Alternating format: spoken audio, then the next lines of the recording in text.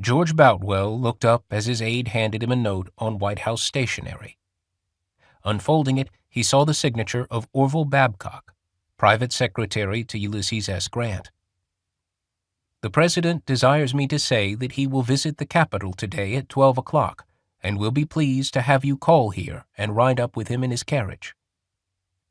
As Treasury Secretary, overseeing a mammoth government department, Boutwell had spent the morning checking the government's gold and bond sales and reviewing any pending congressional legislation that might affect the nation's economy. Suddenly, the remainder of Boutwell's day would be anything but routine.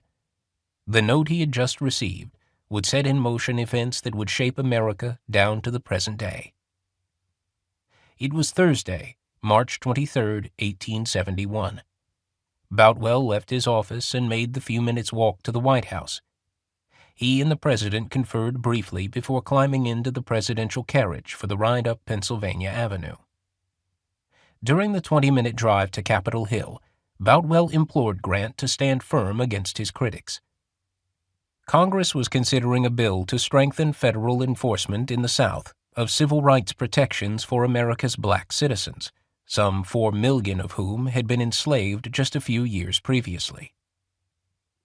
The Reconstruction program seeking to reshape Southern society to provide equality of opportunity for blacks as well as whites was in trouble. 2 weeks earlier, white vigilantes had killed more than 30 black men and women following a courtroom brawl in Meridian, Mississippi. In South Carolina, racial violence, perpetrated by the Ku Klux Klan and other white supremacist groups, was so widespread that the state governor was pleading for assistance from the U.S. Army. It was 6 years since the end of the Civil War. A growing number of Americans were tiring of federal intervention in the South to protect the gains of the 14th and 15th Amendments that guaranteed voting and political rights to many of the country's black citizens.